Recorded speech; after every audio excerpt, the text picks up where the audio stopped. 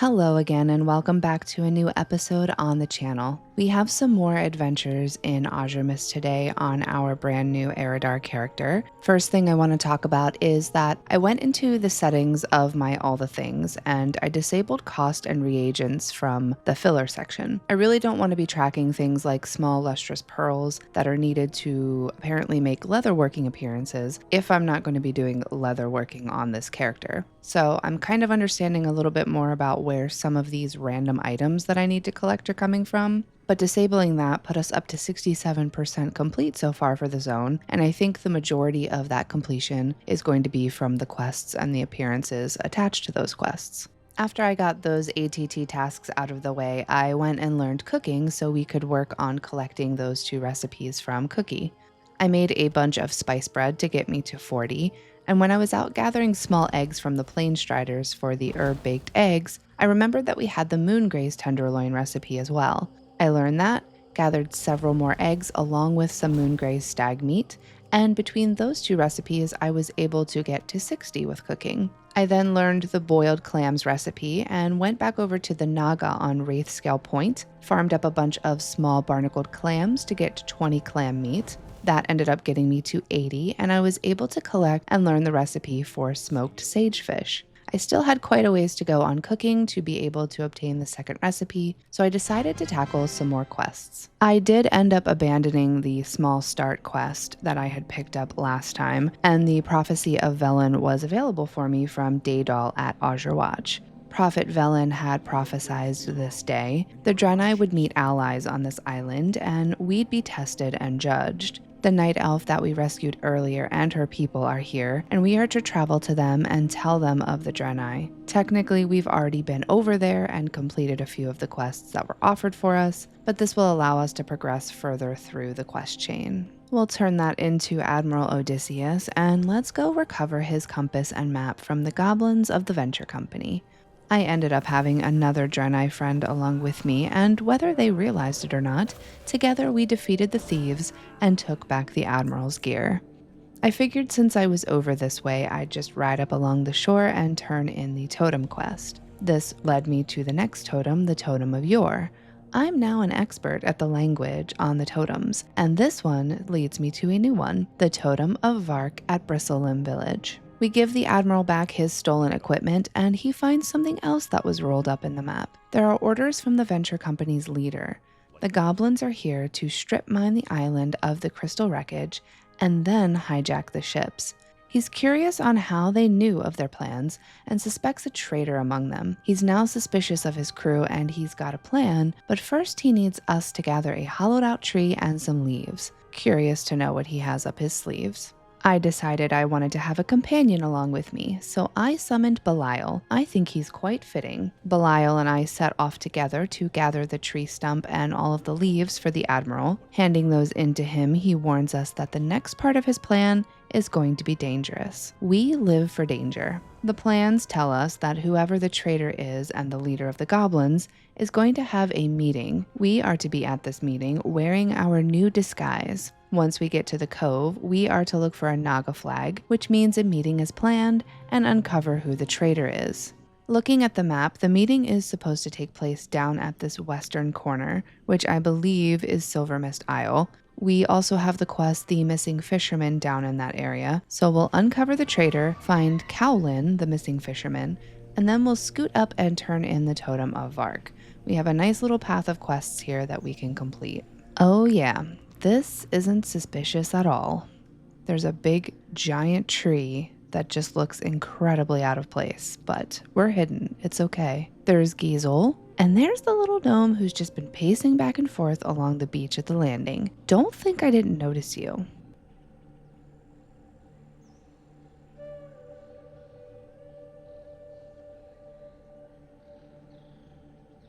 Well, we clearly know who's behind all of this, and we will be sure to let the Admiral know. But first, it's time to find Cowlin at the docks, and we have a bit of a conversation with him. He's struggling with himself. His family gone, his home is in ruins. He feels like he has nothing left to live for, and he would not struggle if we were to end it all for him right now. But we are not here to kill him, and the gods did not do this to him. We explain that we, unfortunately, are responsible for what's happening to the island, that we are refugees escaping from the Burning Legion. When we evacuated, our vessel crashed, and the debris here is part of that. Cowlin tells us that he and his people have also been hunted by Legion, and that's the reason he moved his family here. We have a lot in common and will do anything to help make this right for him. He mentions that him and his family have lived peacefully with the owl beasts of this land for many years until they suddenly attacked. He did everything he could to fight them off, but he was overpowered. He blacked out, and when he awoke, his family was gone, devoured by the beasts. All he is asking is to put them to rest, and so we'll need to recover their remains from the bellies of the owl beasts. They're not far, swarming the ruins of Callan's residence, and we can see how easily they could have caught them off guard. We are able to take them down easily and recover the remains for him. He's thankful, and their spirits will now be at peace. It's time to head up north to Bristlelim Village, where we turn in the Totem of Vark. Through this totem, we learn that there is a war between the Stillpine and Bristlelim Furbolg tribes. The pictures on the totems show the Bristlelim doing terrible things to the Stillpine, but there is a prophecy. A hero, not of Furbolg blood, will arise and save the Stillpine tribe.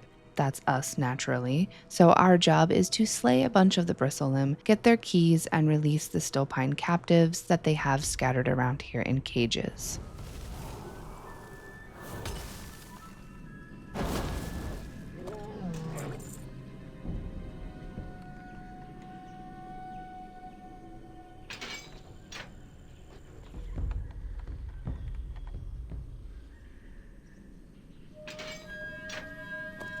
Now that the Stillpine captives have been released, it's time to go back to Azurewatch to turn that in. Within that questline, there is one appearance that I need to collect, the Stillpine Defender, so I think we'll unlock that once we turn this in. Aragu of the Stillpine tribe is ready to speak to us. We are able to understand him completely now. We are now the promised one that has released them from the Bristlelim's oppressive grasp. It's time now to travel to Stillpine Hole to speak to the High Chief, as there are more challenges that we must face. That lovely little sound when we turned in that quest means we unlocked something, and there we see it, the Stillpine Defender was added to the collection. And that marks 100% completion with the Prophecy of Akita questline. I'm just going to do a quick refresh of ATT for that to update in the mini list, and we are now at 70% for Azuremyst Isle. I finally decided on the professions that I was going to take. I went with herbalism and mining so that I could make a little bit of gold and earn some extra XP while I work through each zone. I think I'll eventually swap mining for alchemy when I get towards max level, but by then I should have plenty of materials and gold to level it up. Heading back down to Odysseus's landing, we let the Admiral know who was betraying him, and we're off to confront Engineer Spark Overgrind to try and get some information out of him. Down on the beach, Spark doesn't deny the accusations. He's actually quite proud of his betrayal and alignment with Kael'thas and the Legion. He's pretty dramatic, but in the end, we defeat him and collect the communication he was carrying. The Admiral was grateful that we were able to slow down the plans of Kael'thas, but it's important for us to take these findings to our own leaders. So it's back to Azurewatch to let Exarch Menelaus know what's gone down here. We collect several appearances from turning that quest in. Exarch Menelaus is going to inform Prophet Velen of the spies, and we're getting a little closer to completing all of the quests here. We head to Stillpine Hold, taking extra care not to get distracted along the way.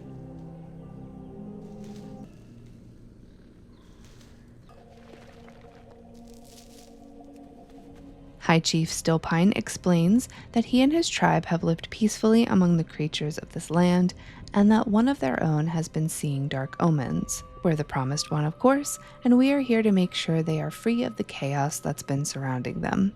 There are a few quests here available to us.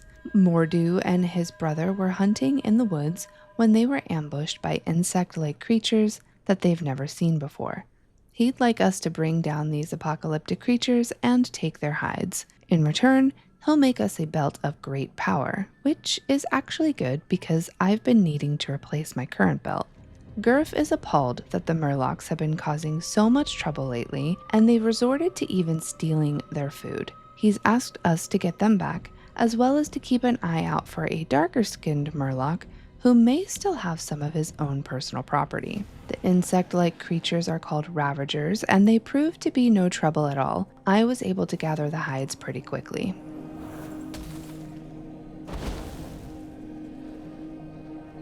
While gathering the Furbolg's food supply back, we did come across the Murloc Gurf was talking about, Magurgula, and were able to take him down as well. We took the food and Gurf's fur back to Stillpine. Turning in Beasts of the Apocalypse, we get the Ravager belt as a reward, as well as several other Ravager appearances to add to the collection. We turn in the food to Gurf, as well as the fur from his backside, and we get the fur-covered robe appearance, and a few additional appearances as well. I really like this robe. I do wish it was red to match our aesthetic a little bit more, but the blue and gold actually look really nice together. We had a couple of new quests pop up after we turned those in. The Kirkin is a beast of myth that has appeared after our ship had crashed into this land, and so many have lost their lives trying to slay and subdue it. Kurz the Revelator has seen us as the ones to defeat the Kirkin and bring his hide as proof. Stillpine the Younger is unable to infiltrate their hold and defeat the invading Wildkin that are inside. We're to slay crazed Wildkin and their chieftain Umaru. And the High Chief is still looking for answers as to the root of all of this corruption, so we have to go into the hold and see if we can find some clues to the source. We charge into the hold with the rest of the Furbolg, and we take care of all of these Wildkin as well as their leader.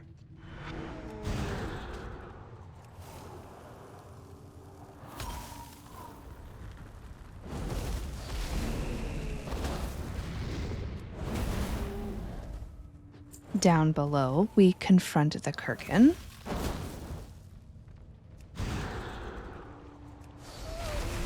I do think we found the source of the corruption.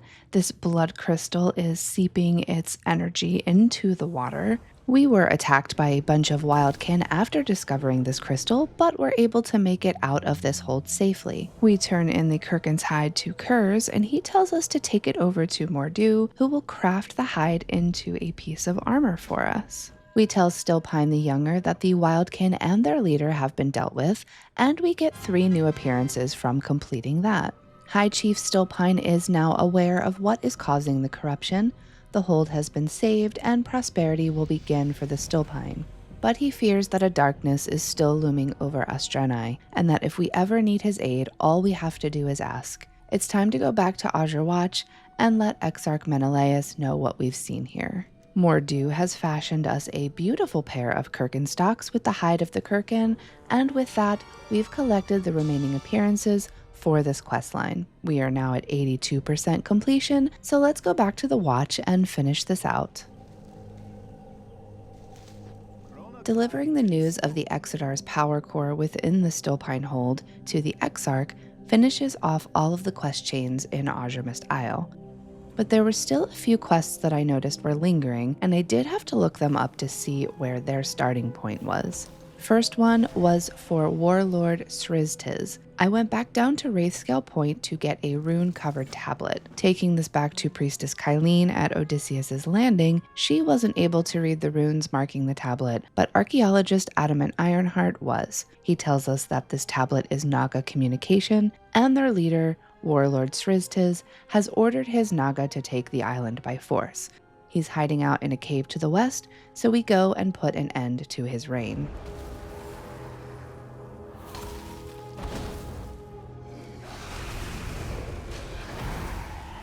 Turning that into Priestess Kylene, the Naga invasion is now a distant memory. We get a gift from the Night Elves, which are 2 more appearances that were missing from the collection.